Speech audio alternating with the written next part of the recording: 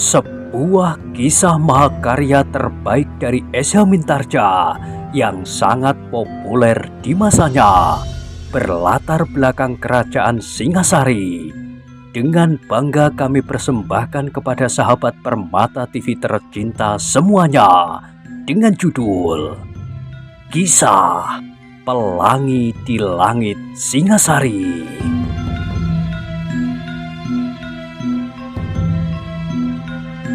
Pada kesempatan yang sangat baik ini, kita masuk pada episode yang ke-213. Selamat menikmati.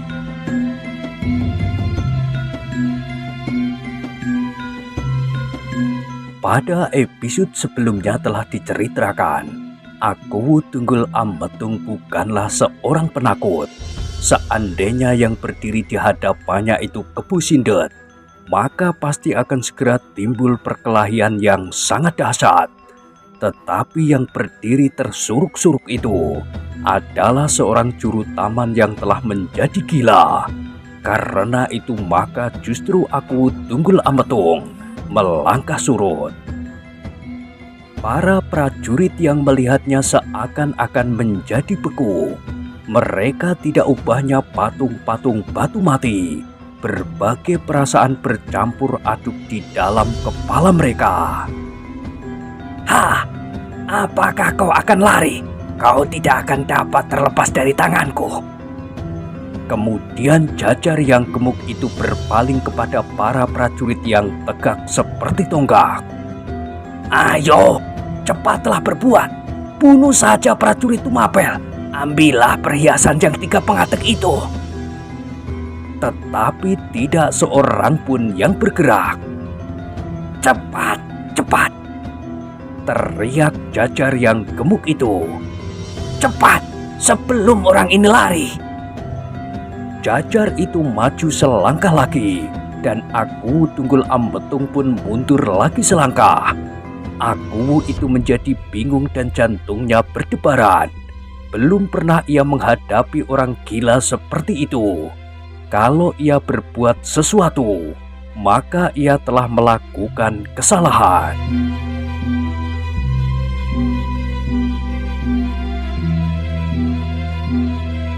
Terhadap orang gila, maka tidak sewajarnya dilakukan kekerasan yang dapat mengancam keselamatan orang itu. Apalagi Jajar itu berada dalam keadaan yang sangat payah. Sebuah sentuhan yang perlahan-lahan akan dapat membuatnya roboh dan membahayakan jiwanya. Tetapi untuk terus-menerus mundur menghindar adalah menjemukan sekali. Namun ketika orang itu maju selangkah sambil terhuyung-huyung, maka Aku terpaksa mundur lagi setapak. Berhenti di situ, geram Aku Tunggul Ametung. Tetapi dalam kegilaannya, Jajar itu tertawa. Kau mengancam aku, hei? Lihat, kau sudah terkepung. Jangan mencoba lari. Kalau kau dengan sukarela menyerahkan tebusan yang 3 pengatek itu, maka semuanya akan segera selesai. Aku Tunggul Ametung menggeretakkan giginya. Hei, akan lari kemana kau, hei? Lalu kepada para prajurit Tumapel, Jajar itu berteriak mengulangi. Ayo cepat. Kenapa kalian masih diam saja, hei? Apakah kalian telah mati? Kau telah menjadi gila, berkata salah seorang prajurit itu. Duduklah, beristirahatlah. Apa? Kau bilang aku telah menjadi gila? Oh, aku dengar suaramu. Aku tidak gila. Perhitunganku pasti terjadi tepat seperti keinginanku. Lihat prajurit ini datang dengan tebusannya. Hah? Kau lihat? Ayo, bunuh saja seperti kalian membunuh Kebu Sindet. Jajar itu masih saja berteriak-teriak sehingga suaranya menjadi serak. Nafasnya menjadi semakin cepat mengalir lewat lubang hidung dan mulutnya. Sambil terbungkuk-bungkuk, ia menekan lambungnya. Namun ia masih berteriak-teriak. Ayo, cepat, Cepat bunuh orang itu. Aku masih berdiri kebingungan. Namun semakin lama perasaan ibanya telah merayapi jantungnya kembali di samping perasaan muak dan cemu. Melihat Jajar yang gemuk itu, terbayang di dalam angan-angan aku Tunggul Ametung betapa ia dilanda oleh kekecewaan dan ketakutan pada saat kawan-kawannya satu demi satu terbunuh oleh Kepu Sindet. Betapa ia dicekik oleh kengerian melihat api membakar rumahnya, sedang ia terikat di dalamnya. Hentakan-hentakan perasaan itu telah membuatnya gila, tetapi itu adalah buah dari tanamannya sendiri. Juru taman, berkata salah seorang prajurit yang agaknya menjadi kasihan pula melihat Jajar itu. Coba kau perhatikan baik-baik. Siapakah yang berdiri di hadapanmu? Cobalah kau melihat baik-baik apa yang ada di sekitarmu. Cobalah kau menguasai kesadaranmu dan mengingat-ingat apa yang telah terjadi atasmu. Jajar itu sekali lagi membelalakkan matanya dan ia mendengar prajurit itu berkata, Kau lihat aku, kau lihat pakaianku. Jajar itu masih membelalakkan matanya. Pakaian ini pasti kau kenal. Kami adalah prajurit-prajurit Tumapel. Prajurit itu berhenti sejenak, lalu katanya, Dan lihatlah, apakah kau melihat api itu? Api?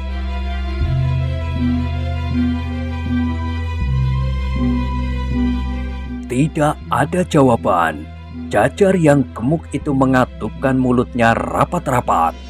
Tetapi pandangan matanya mengikuti telunjuk prajurit itu mengarah kepada api yang berkobar menggapai langit. Nafas Jajar yang gemuk itu menjadi semakin terengah-engah. Dengan wajah yang tegang ia memandang reruntuhan rumahnya yang menyala.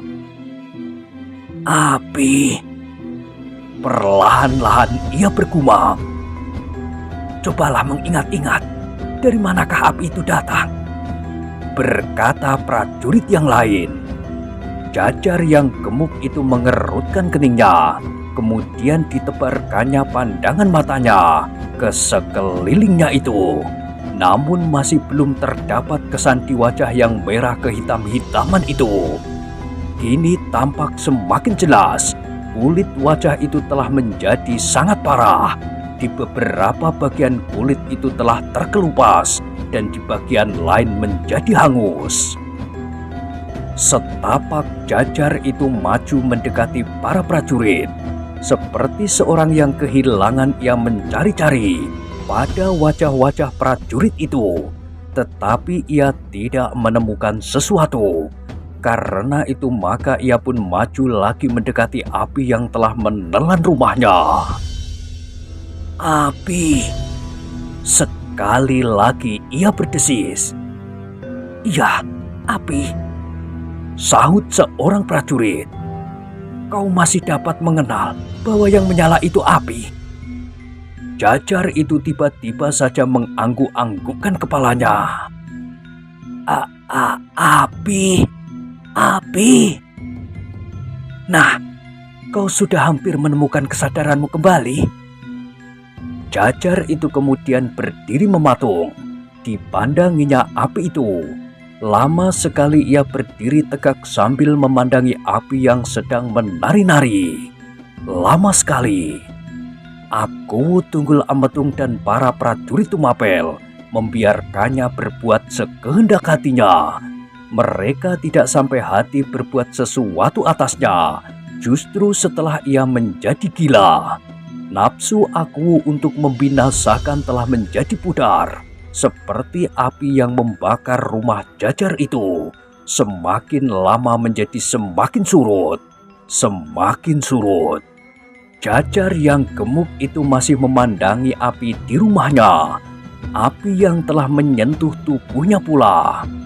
Perlahan-lahan Jajar itu memalingkan wajahnya, dipandanginya semua yang ada di halaman. Pepohonan, rumpun-rumpun bambu, pagar batu yang telah rusak, regol yang hampir roboh dan beberapa macam benda yang lain. Perlahan-lahan sekali, ia mulai dapat mengenali benda-benda yang setiap harinya dilihatnya itu. Karena itu maka tiba-tiba ia berdesis. Di manakah aku sekarang? Di halaman rumahmu sendiri, jawab seorang prajurit. Di halaman rumahku, Jajar itu mengulangi. Ketika sekali lagi ia memandangi regol dan pagar batu yang telah bengkah-bengkah, maka ia pun berdesis lagi. Iya, aku berada di halaman rumahku. Tetapi api itu... Ingat-ingatlah apa yang telah terjadi atasmu. Jajar itu terdiam. Dipandanginya api itu dengan tajamnya. Tampaklah mulutnya yang telah terluka itu bergerak-gerak, tetapi tidak sepatah kata pun meloncat dari sela-sela bibirnya yang telah menjadi merah kehitam-hitaman itu. Apakah kau sudah dapat menyadari keadaanmu? Seorang prajurit tiba-tiba berkata. Jajar yang gemuk itu terkejut, dan ternyata kejutan itu telah merangsang ingatannya. Kini ia melihat apa yang telah terjadi di hadapannya. Rumahnya telah menjadi abu. Oh, Terdengar sebuah keluhan. rumahku. Jadi api itu telah membakar rumahku. Jajar yang gemuk itu menutup wajahnya dengan kedua telapak tangannya. Tetapi sentuhan itu telah mengejutkannya pula. Ia terdorong semakin dalam ke dalam kesadarannya. Kini ia merasa betapa wajahnya menjadi nyeri dan pedih. Tangannya, pundaknya, dadanya, dan tiba-tiba terasa seluruh tubuhnya menjadi nyeri dan pedih. Perlahan-lahan, ingatannya menjalar kembali ke dalam kepalanya. Dicobanya untuk mengulangi semua peristiwa yang baru saja terjadi di dalam batinnya. Dan semuanya menjadi jelas baginya. Sejak ia menunggu Kepu Sindet dengan gelisahnya, kemudian kedatangan adiknya. Baru kemudian Kepu Sindet dan kuda Sempana datang. Perkelahian yang memang sudah direncanakannya segera berkobar. Tetapi nasibnya tidak seperti yang dikehendakinya sendiri. Yang terakhir ia telah diseret oleh Kepu Sindet dan diikat pada tiang rumahnya.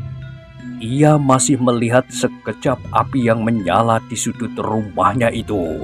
Ia masih sempat berteriak-teriak sekuat-kuat dapat dilakukannya. Tetapi tetangganya tidak seorang pun yang berani keluar rumah. Sedang api semakin lama menjadi semakin besar. Kengerian yang sangat telah membuatnya pingsan.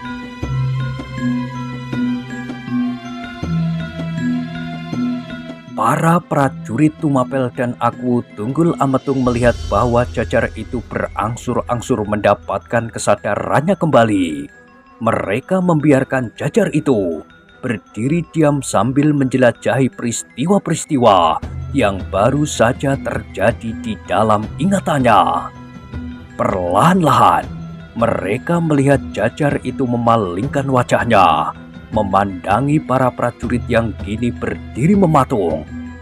Jajar itu melihat berpasang-pasang mata, memandangnya dengan tajam. Perlahan-lahan ia dapat mengenali pakaian-pakaian yang dikenakan oleh orang-orang itu. Ternyata mereka sama sekali bukan anak-anak muda yang telah diajaknya menjebak Kepu Sindet. Sebuah ingatan yang ngeri telah menyengat hati Jajar yang gemuk itu. Anak-anak muda kawan-kawan adiknya itu, satu demi satu mati terbunuh. Mereka telah menjadi umpan senjata Kepu Sindet dalam keadaan yang mengerikan. Ternyata senjata Kepu Sindet sama sekali tidak memilih tempat untuk hinggap. Anak itu telah mati. dan dilemparkan ke dalam rumah itu pula bersama adikku. Jajar itu bergumam lambat sekali. Kalau begitu, mata Jajar itu sekali lagi terbelalak. Mereka adalah prajurit-prajurit Tumapel. Jajar itu kini berdiri tegak seperti patung. Dipandanginya para prajurit Tumapel itu dengan wajah yang tegang.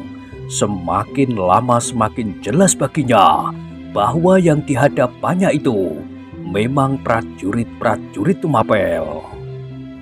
Tubuh Jajar yang lemah itu menjadi semakin gemetar. Perasaannya yang terpecah-pecah semakin lama menjadi semakin mengendap. Dan kesadarannya pun menjadi semakin wajar. Karena itulah maka hatinya menjadi semakin ngeri menghadapi prajurit-prajurit Tumapel dengan pedang di lambung. Baru saja ia mengalami peristiwa yang membuatnya hampir gila, sebenarnya gila. Dan sekarang ia sudah harus berhadapan dengan prajurit-prajurit Tumapel. Tetapi tiba-tiba menjalarlah suatu pertanyaan di kepalanya. Bukankah aku sudah hampir mati di dalam rumah yang terbakar itu? Bukankah Kepusinda telah mengikatkan dan mencoba membakar aku hidup-hidup? Tetapi kenapa aku sekarang berada di sini, di antara para prajurit Tumapel? Pertanyaan itu telah menghentak-hentak dada juru taman itu, sehingga akhirnya ia tidak dapat menahannya lagi. Tetapi, bukankah aku sudah hangus dimakan api?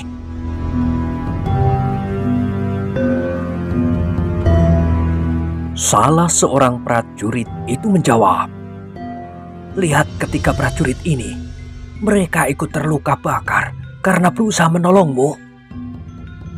Oh, Jajar itu terhenyak ke dalam suatu keadaan yang tidak dimengertinya. Prajurit-prajurit itu telah menolongnya. Apakah mereka tidak tahu apa yang akan aku lakukan atas mereka yang akan mendapat tugas mengantarkan tebusan itu? Jajar itu bertanya di dalam hatinya, tetapi yang terucapkan adalah, Terima kasih. Buat apa sebenarnya kalian melepaskan aku dari api itu? Para prajurit itu tidak menjawab, tetapi hampir serentak mereka berpaling memandang Aku Tunggul Ametung yang berdiri di sisi mereka. Jajar yang gemuk itu pun ikut pula memandang ke arah orang yang berdiri di ujung itu. Bayang-bayang para prajurit yang berdiri berjajar telah menghalangi pandangannya untuk mengenal orang itu dengan baik.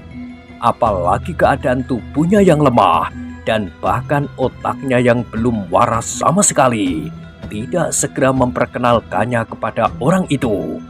Tetapi kini ia menjadi semakin jelas. Orang yang berdiri di ujung dari deretan para prajurit itu memakai pakaian yang agak berbeda, meskipun juga pakaian keprajuritan. Tiba-tiba Jajar itu berdesis lambat. Siapakah orang itu? Seorang prajurit yang berdiri paling dekat dengan Jajar itu bertanya lirih. Apakah kau belum mengenalnya? Jajar itu mencoba menajamkan pandangannya. Lamat-lamat ia melihat wajah itu. Semakin lama semakin jelas. Dan tiba-tiba saja ia meloncat maju sambil menyebut nama itu. Tuanku, aku Wu Tunggul Ametung.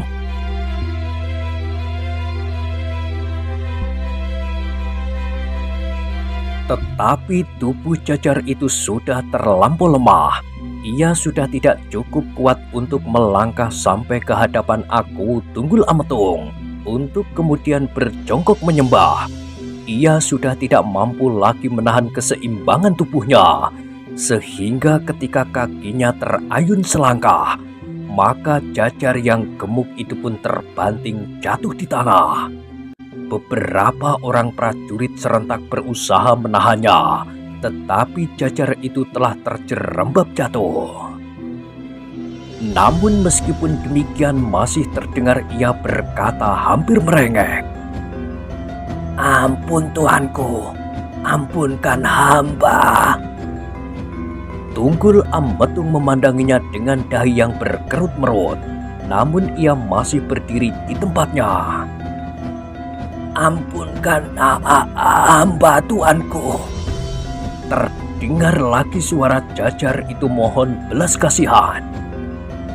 Hamba telah berkhianat Tuanku, tetapi ternyata hamba telah menerima hukuman atas pengkhianatan itu. Aku Tunggul Ametung berdesis lambat. Apakah yang sebenarnya akan kau lakukan? Menipu Kepu Sindet dan menjebaknya. Kemudian menjebak para prajurit yang mengantar hamba besok menyerahkan tebusan. Sebab sebenarnya Kepu Sindet sama sekali tidak setuju dengan usul Tuanku Permaisuri untuk menerima tebusan dan membawa Mahesa Agni bersamanya. Namun ketidaksetiaannya itu telah menumbuhkan niat jahat di kepala hamba. Kata Jajar itu terputus-putus di kerongkongan. Aku Tunggul Ametung sama sekali tidak terkejut mendengar keterangan Jajar itu.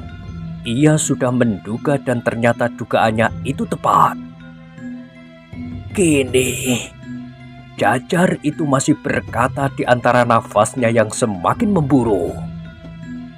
Apakah Tuanku akan menjatuhkan hukuman atasku atas pengkhianatanku terhadap Tuanku dan Tuanku Permaisuri? Aku Tunggul Ametung tidak segera menjawab. Ia melangkah maju mendekati Jajar yang masih terbaring di tanah itu. Dengan susah payah Jajar itu mencoba bangkit. Dengan ditolong oleh beberapa orang prajurit, akhirnya ia berhasil duduk di tanah bersandar kedua belah tangannya. Aku ingin mendengar beberapa keterangan tentang Kepu Sindet, berkata aku Tunggul Ametung. Apakah benar ia tidak bersedia membawa Mahesa Agni? Hamba Tuanku. Terdengar aku Tunggul Ametung itu menggeram. Kau memang bodoh, bodoh sekali. Kau tidak dapat menilai siapakah yang sedang kau hadapi. Jajar itu tidak menjawab. Apakah kau tidak dapat mempergunakan otakmu, Jajar yang bodoh? Bukankah dengan demikian Kepu Sindet akan menjadi semakin puas? Tetapi adalah lebih baik bahwa ia masih hidup. Sebab dengan demikian aku masih ada kesempatan berurusan dengan iblis itu. Mudah-mudahan ia tidak kehilangan keinginannya untuk mendapatkan tebusan.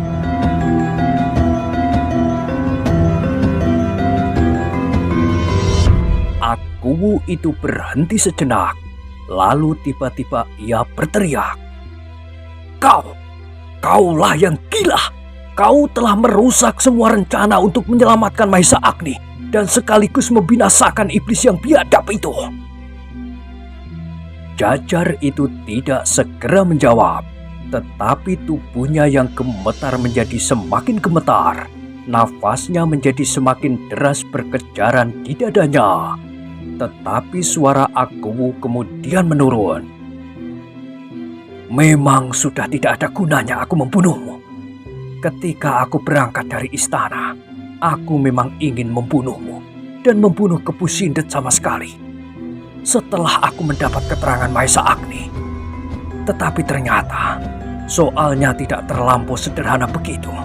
Dan kini aku sama sekali menjadi muak melihat tampangmu dan kegilaanmu itu. Biarlah para prajurit mengurusmu menurut ketentuan yang berlaku atas pengkhianatanmu. Ampun Tuanku, ampun. Jajar itu hampir menangis. Aku Tunggul Ametung sudah tidak menjawabnya lagi. Ia kemudian berpaling dan melangkah meninggalkan Jajar yang duduk lemah. Api yang menelan rumah Jajar itu sudah kian mereda meskipun masih juga meronta-ronta ke udara. Sejenak aku Tunggul Amatung berdiri tegak memandangi api yang kemerah-merahan. Ia tidak segera dapat memutuskan apakah yang akan dilakukannya. Ia harus berpikir lagi dan menyusun rencana dari permulaan sekali. Jajar yang gemuk yang terduduk lemah di atas tanah itu menjadi bingung dan cemas. Apakah yang akan dilakukan atasnya oleh prajurit atas pengkhianatannya itu? Ketika ia berpaling, dilihatnya api yang sudah membuat rumahnya menjadi onggokan bara yang merah.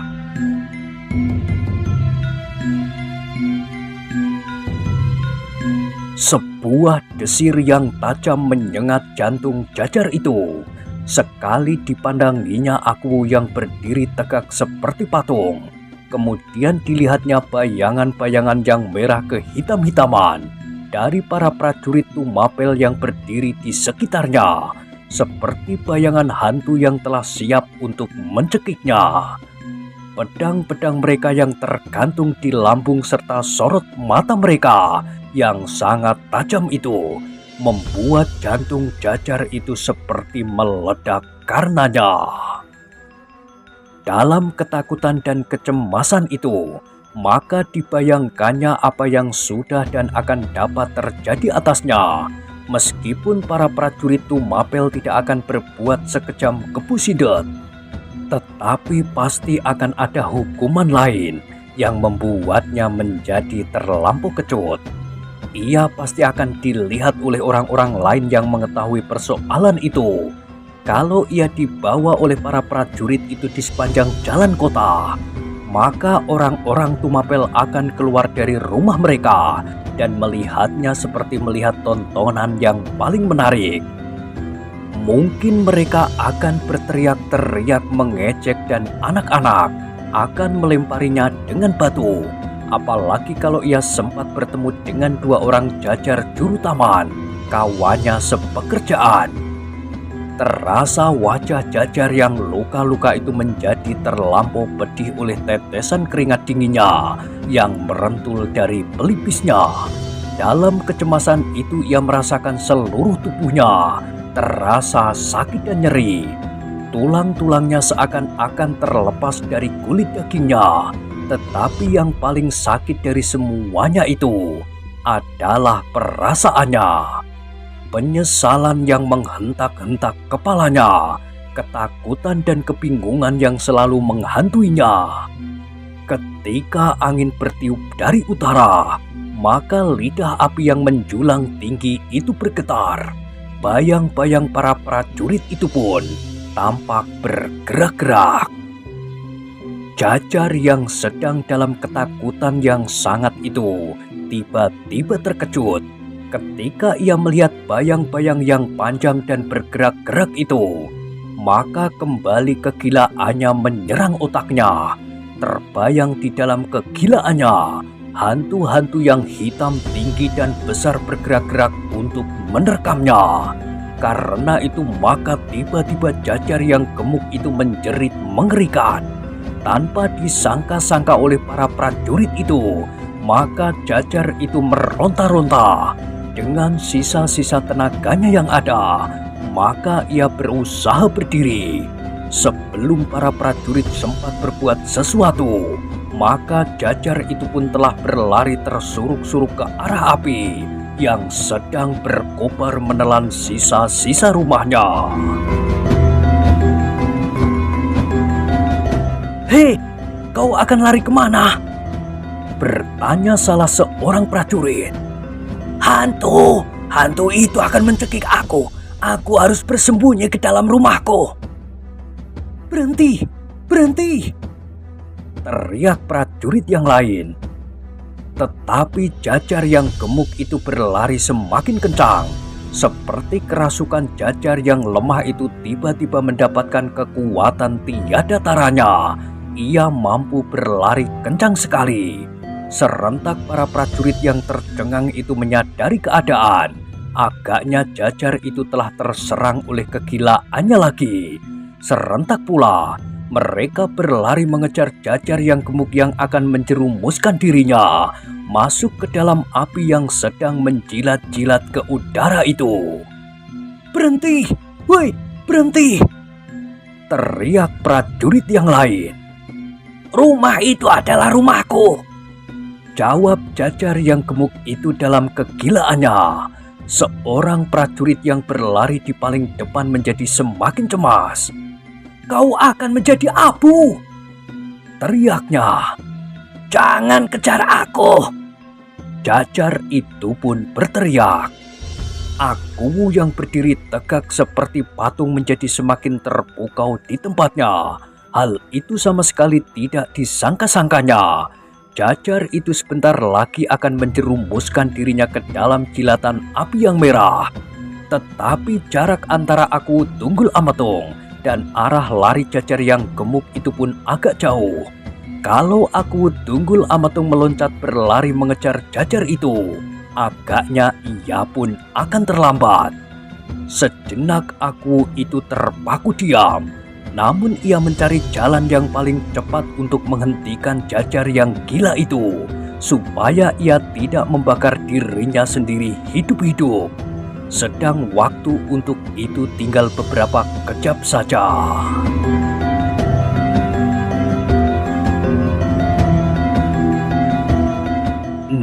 Nah, bagaimanakah kisah selanjutnya? Silahkan ikuti terus kisah Pelangi di Langit Singasari pada episode berikutnya. Sampai jumpa.